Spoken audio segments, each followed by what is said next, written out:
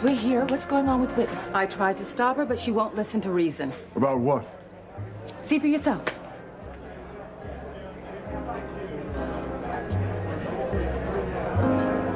Oh, my God.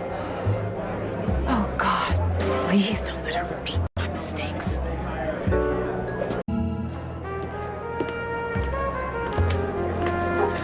Whitney's drinking is all your fault. And just how do you figure that? Because you invited her here to sing in this dump. My club is not a dump. I run a good, clean club here. Whitney needs a job. She needs to be able to support herself. She enjoys singing, so I hired her. How could you do this to your own niece? Leading her down a road that you know could destroy her. Eve, I asked Whitney to stop drinking.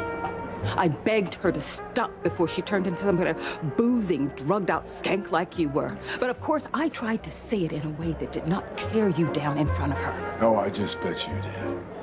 You listen to me, Eve. The point is, Whitney told me to back off. And that's why I called you. I assumed that you would have a little more influence over your daughter than I did. But you know what? If you don't want to help her, then don't attack me for caring. Don't you dare imply that I don't care about my daughter. What in the hell is wrong with you slapping Liz?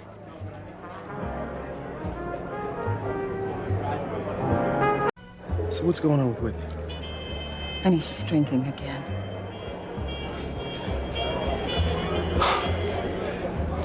This is all your fault. You passed on your drunken whoring ways to our daughter. Would you stick to coaching high school sports? A geneticist you are not. Shut the hell up. Then leave her alone. Julian, you don't have to defend me. It certainly is my fault. Some of the behaviors that have led to this. That's why I called Eve, honey. To try and help my future daughter. But I should have known better. Why do you always have to make this about you, Liz? Our focus should be on Whitney. Now, this is not the first time that we've seen her sing and drink. And I'm very worried that this is becoming a habit. Well, you should know. Because you're the queen of the drunken floozies. TC, be careful. She may try to kill you next time. Whitney is not a drunk.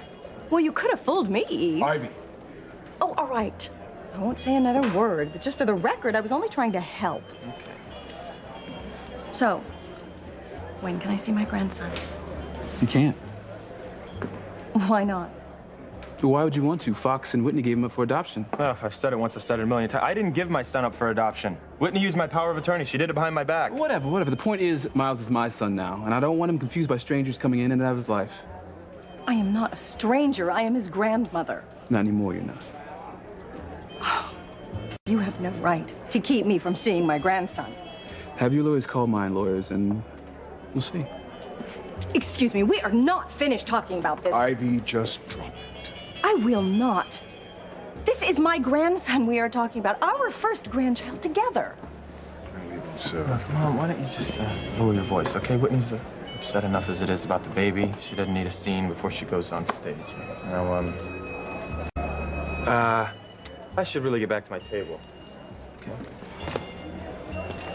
Eve, you are this baby's grandmother, too. Certainly you're not going to let Chad keep us from seeing our own flesh and blood. Well, Ivy, you know how volatile the situation has been. Well, whether we like it or not, Chad is baby's legal father, and he has every right to decide who Miles will and won't see, and we have to abide by his rules. Oh, no, I don't. Will you remember me if I'm never on your mind?